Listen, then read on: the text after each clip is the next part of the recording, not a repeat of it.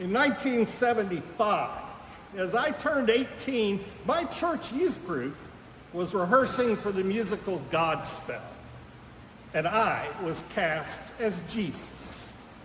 I was a senior, I was a leader of my youth group, so why not? 2 weeks before the production, my mother took me to the doctor because of a sore arm that had bothered me for weeks above my left elbow.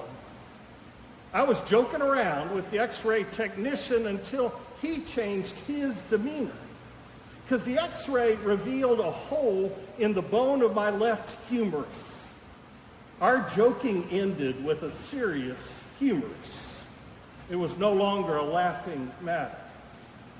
Before we reached home, the doctor called my father with devastating news. It appeared to be bone cancer, and he believed my arm would probably be amputated before further treatment. He suggested we go to MD Anderson Cancer Center for their expertise. He told my dad, I hardly ever see this, and they see it every day. You know, it might take a month to get in. Dad called his insurance industry contacts, and we flew to Houston the next day. We had 3 days of tests at MD Anderson that felt like its own city. And on D-Day, Diagnosis Day, we entered an auditorium of desks filled with 30 students in white coats. My x-rays illuminated the screen behind the examination table. At the sight, my mom's knees buckled, and I caught her and helped her into a chair. The doctor asked me, how long has your arm been sore? About 2 months. The doctor nodded to the white coat. Any severe pain during the day? No. 30 pens and pencils hit the paper.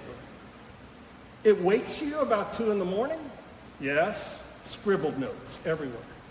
Aspirin helps? Yes. He pointed, and they really scribbled. The 3 of us were asked to wait outside the auditorium in the hallway. The wilderness of waiting, watching 100 promenading strangers, each facing their own fears, seemed like hours. When we re-entered the auditorium, there were only 2 doctors left. The white coats had gone. The 30 white coat students had vanished. And after 3 days of tests, after hours of uncertainty, we were told that it was a benign tumor called osteoid osteoma, and they could cut it out next week. In that moment, the reality of bone surgery seemed more frightening to me than the unreality of cancer, but the fear was fleeting. The surgeon explained he would cut out the benign tumor in my arm and screw in a replacement bone. He said, we don't have to take part of a larger bone from you because we have a bone bank with donated tissue. We had some questions about the bone bank. Can we learn about the donor? Will I get some traits for him, or could it be a woman's bone? When we got to our hotel, there were almost 100 cards and letters waiting at the front desk. They had been written giving prayers, hope, and encouragement to parents of a teenager with bone cancer. And we were reading them knowing that the threat had passed. But the writers thought it was all bad news when they wrote. It was a surreal and unique experience, reading letters of despair when we were elated. That night, upon hearing the good news, one of my parents' friends called to say, it was a miracle from God. At 18, I quietly thought, it feels more like a premature diagnosis than a miracle. Looking back, I wonder if the real miracle came later. On Sunday night, my youth group was performing Godspell at home, and I checked into the hospital for 2 days of tests before surgery. When my nurse stopped by my bed and asked what I was listening to on my tape player, I told her my story about missing out on performing Godspell with all my friends. The next day, my pastor gathered my youth group into the church office to call me. One by one, 20 teenagers came to the phone and essentially asked me the same question: "How are you, Wally?" I don't remember my answers. I remember each carrying voice. My nurse sensed that I needed something to do besides worry and feel down during the 2 days I was there before surgery. And she took me to visit her other patients, teenagers with cancer. Their immune systems were compromised by treatments. And for 3 months, they lived in what was called a life island, a germ-free environment. Only sterile items could be passed into a plastic bubble that surrounded a chair, a bed, and a table. If I entered their space, I could kill them. As a companion through the plastic, I could help heal their isolation. We were teenagers together, strangers in a strange land. I wasn't another cancer patient or a parent or a sibling or a doctor or a nurse. I was someone new to them who could listen and laugh and share and care. And focusing on their needs dispelled my self-pity. After receiving an I don't care drug in the operating room, my surgeon patted me on the shoulder and said, "Mr. Landrum, we're about to begin. I just have to go to the bank first." "That's okay, Doc," I slurred back. "You don't have to check on Dad's bank account. He can afford this. His check's good." After the successful surgery, the surgeon told my parents he doubled over, laughing about the bone bank. I never got to play Jesus in Godspell. Instead, I became an ordained minister. Before I ever entered seminary, I learned that healing doesn't come through eloquent words. It comes through simply showing up, like a line of teenagers asking, "How are you?"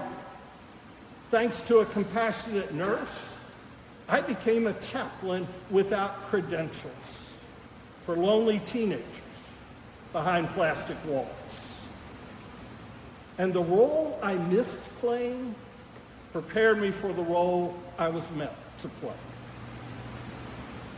I've thought about that experience differently at different times throughout my life, but today I have 3 words for it: grace, gift, gratitude. Because those are the 3 words the authors of Being Presbyterian in Evangelical America use to summarize the entire book we've been studying on reclaiming the grace of God. The authors write that if they had to summarize Presbyterian theology on an elevator, they'd use those 3 words: grace, gift, gratitude. Because God's love comes to us unmerited, unearned. It isn't a transaction. It isn't a trade-off. It is grace. We receive what we did not create. That's gift. And our response is gratitude. Maybe that's what I couldn't see when I was 18. I certainly wouldn't have called the anxiety of the possibility of bone cancer a gift.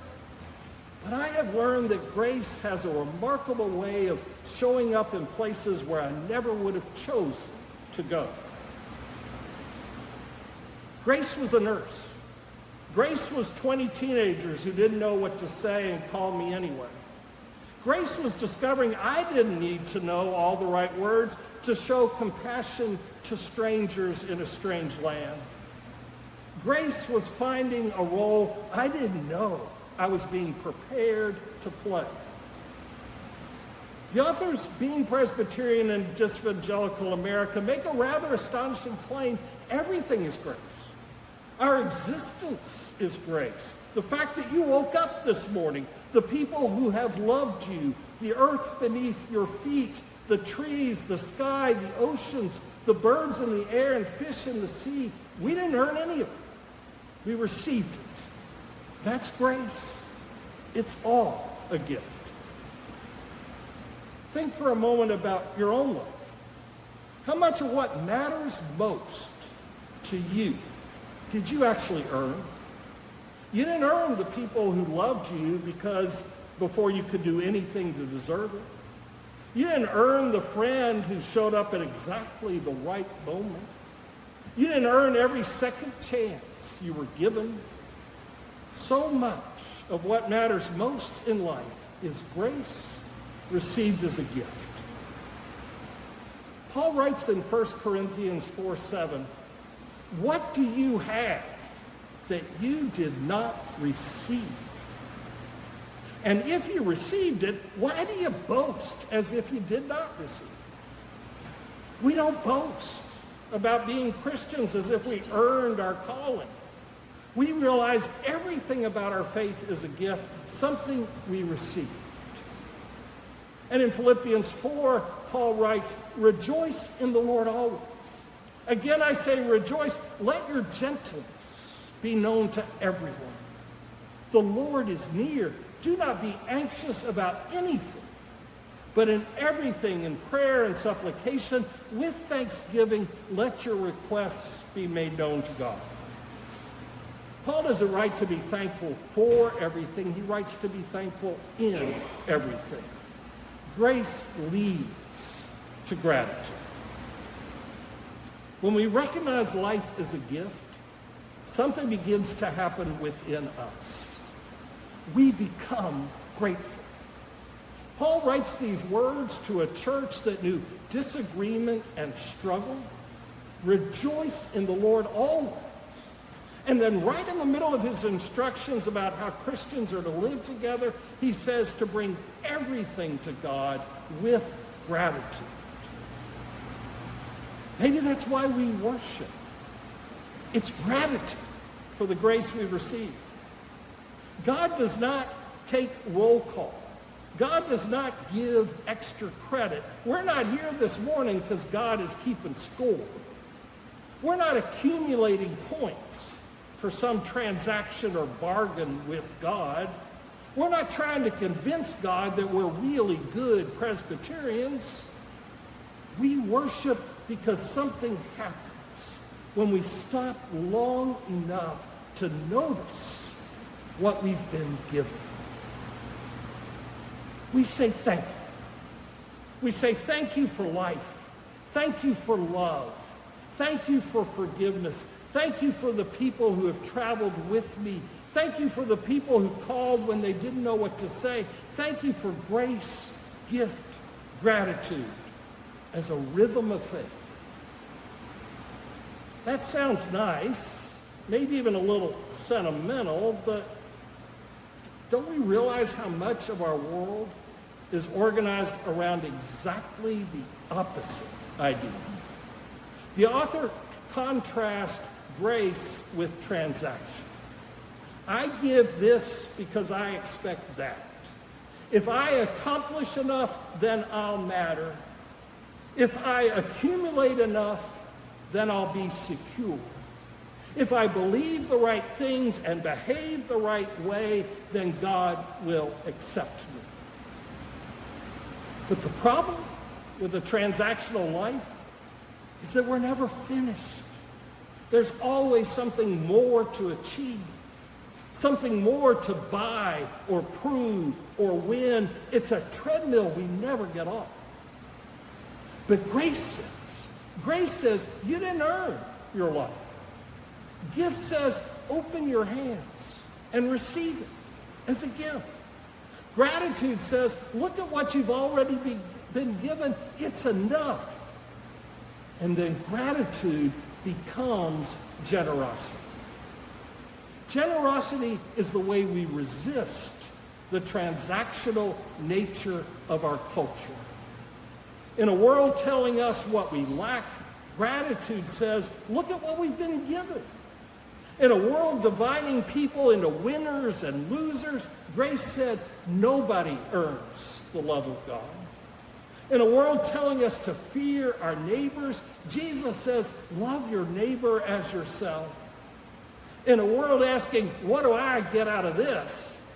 Gratitude asks, what do I do with what I've been given? The problem with a transactional life is that we're never finished climbing that hill. There's always something else to achieve, buy, prove, win. I think that's where the entire book we've been studying each week about being Presbyterian in a dispevangelical America gives an alternative, an abundant life. The question isn't simply what do Presbyterians believe? The more important question is what kind of people are we becoming because we believe? What kind of people do we become? Do we become more frightened, more judgmental, more certain of our own righteousness, more suspicious of our neighbors, more interested in deciding who's in and who's out? Or does grace make us more gracious? Does receiving gift make us more generous? Does gratitude make us more joyful? Does knowing what we have received, mercy, make us more merciful? What kind of people do we become? Jesus didn't simply teach grace. Jesus embodied it. He ate with people others rejected. He touched people others avoided. He forgave people who didn't deserve it. He welcomed people who hadn't earned it. He freely gave himself away. And even when human beings nailed the Son of Man to a cross, God's answer was not vengeance. God's answer was resurrection. Grace upon grace. Sometimes resistance looks like refusing to hate. Sometimes resistance is forgiving. Sometimes resistance is sharing. Sometimes resistance is noticing beauty. Sometimes resistance is sitting beside someone who is hurting when you don't have any idea what to say, but you are there anyway. Sometimes resistance to our culture is 20 teenagers lining up at a telephone to ask, how are you? Nobody in that youth group fixed what was happening to me. They couldn't. They didn't have answers. But they simply refused to let me face it alone. More than 50 years later, I can still remember that telephone call.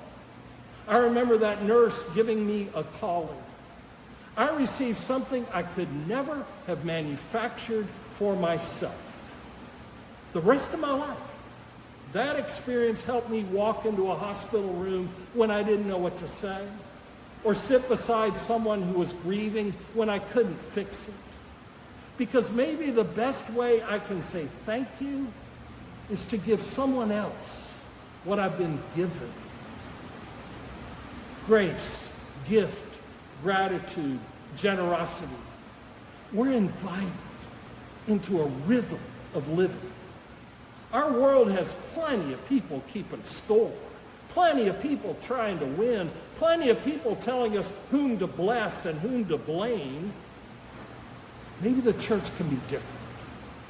As disciples of Jesus, we can resist the notion that transactional relationships are all that count, so that we can stop keeping score with God and each other and start giving grace. The book, Being Presbyterian in a Dispevangelical America, reclaiming the good news of God's grace, ends with these 4 words. Grace is our resistance. I like that. I believe that. May I begin to more fully live into that. Amen.